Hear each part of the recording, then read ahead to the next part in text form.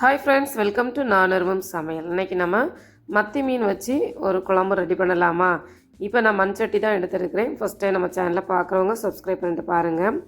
இப்போ நான் இதில் வந்து நல்லெண்ணெய் ஆட் பண்ணுறேன். 2 ஸ்பூன் அளவு நல்லெண்ணெய் ஆட் பண்ணுறேன். நீங்கள் எந்த எண்ணெய் வேணாலும் இதில் யூஸ் பண்ணிக்கலாம். அதுக்கப்புறமா 1/2 டீஸ்பூன் அளவு கடுகு இதில் ஆட் பண்ணுறேன். இது கூடவே 1/2 டீஸ்பூன் அளவு வெந்தயமும் இதில் ஆட் பண்ணுறேன்.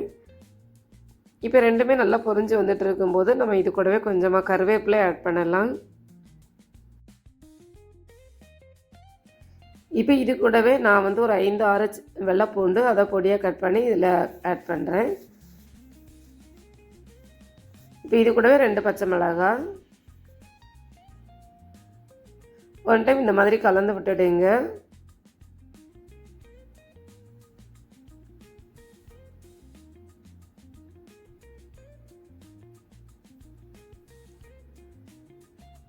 அதுக்கப்புறமா இது கூடவே நான் ஒரு 10-15 சின்ன வெங்காயம் பொடியாக கட் பண்ணி வச்சுருக்கிறேன். அதையும் இதில் ஆட் பண்ணுறேன். நீங்கள் பெரிய வெங்காயம் வேணாலும் இதில் ஆட் பண்ணலாம்.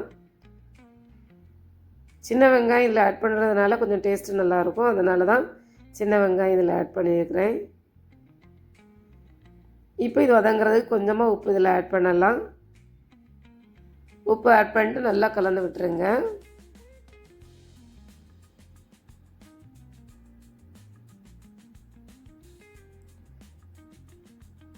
அதுக்கப்புறமா இது கூட ஒரு தக்காளி நான் மிக்சியில் இப்படி இந்த மாதிரி பேஸ்ட்டாக அரைச்சி வச்சுருக்கிறேன். அதே இதில் ஆட் பண்ணலாம். ஆட் பண்ணிட்டு இதையும் அது கூடவே நல்லா கலந்து விட்டுருங்க.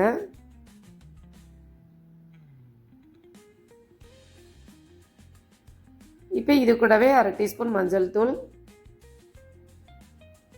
காரத்துக்கு ஏற்ப மிளகாய் தூள், 1/4 டீஸ்பூன் அளவு நம்ம அதில் மல்லித்தூள் ஆட் பண்ணலாம். அதுக்கப்புறமா ஒரு 1/4 டீஸ்பூன் ஜீரகத்தூள் இதில் ஆட் பண்ணலாம்.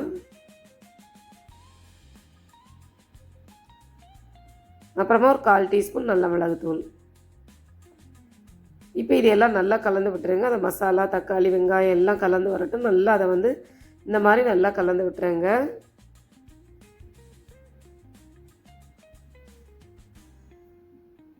இப்போ இது கூடவே நான் வந்து ஒரு லெமன் சைஸ் அளவுக்கு புளி ஊற வச்சுருந்தேன். அதை வந்து இந்த புளி தண்ணியை நான் இதில் ஆட் பண்ணுறேன். ஆட் பண்ணிட்டு ஒன்றை அப்படியே கலந்து விட்டுடுங்க.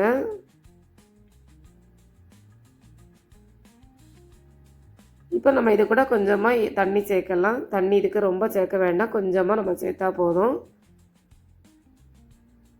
இந்த மீன் குழம்பு வந்து கொஞ்சம் திக்காகவே நம்ம வைக்கிறோம், தேங்காய் ஆட் பண்ண போகிறதில்ல. இப்போ இது கூடவே கொஞ்சமாக உப்பு இதில் ஆட் பண்ணலாம்.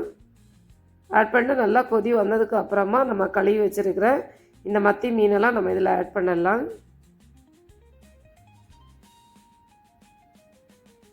சில இடங்களில் சாலா மீன் சொல்லுவாங்க, சில இடங்களில் மத்தி மீன் சொல்லுவாங்க. இதனுடைய சத்து ரொம்ப அதிகமானது. அதனால் இந்த மீனை வந்து இந்த மாதிரி நீங்கள் கறி வச்சு பாருங்கள், நல்லாயிருக்கும். இது அடுத்த நாள் இருந்தாலும் டேஸ்ட்டு நல்லாவே இருக்கும்.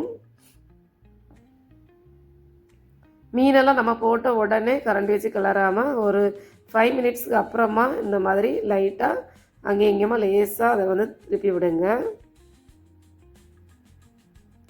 அதுக்கப்புறமா இதை நம்ம மூடி போட்டு ஒரு 10 மினிட்ஸ் மீடியம் ஃப்ளேமில் வச்சு வேக வச்சுருங்க. ரொம்ப ஃபுல்லாக மூடாமல் கொஞ்சம் இடம் தெரிகிற மாதிரி வைங்க. இப்போ இது வந்து ஒரு நல்லா கொதித்து வற்றி வரும்போது கொஞ்சமாக கருவேப்பிலையில் ஆட் பண்ணுங்கள். அந்த கருவேப்பிலையும் அது கூடவே சேர்ந்து கொதிக்கும் போது அந்த ஃப்ளேவர் அதில் நமக்கு இறங்கி நல்ல வாசனை நல்லாயிருக்கும். கருவேப்பிலை ஆட் பண்ணிட்டு ஒரு 5 மினிட்ஸ் நல்லா கொதிக்க விட்டுருங்க. அதுக்கப்புறமா நம்ம ஸ்டவ்வை ஆஃப் பண்ணிடலாம். இப்போ எனக்கு மீன் குழம்பு ரெடி ஆகிட்டு நான் ஸ்டவ்வை ஆஃப் பண்ணிவிட்டு மீன் குழம்பு ஆறுனப்பறம் தான் உங்களுக்கு காட்டுறேன். மறக்காமல் நம்ம சேனலை சப்ஸ்கிரைப் பண்ணுங்கள், லைக் பண்ணுங்கள், ஷேர் பண்ணுங்கள். நீங்களும் இது மாதிரி செஞ்சு பார்த்துட்டு கமெண்ட் பண்ணுங்கள்.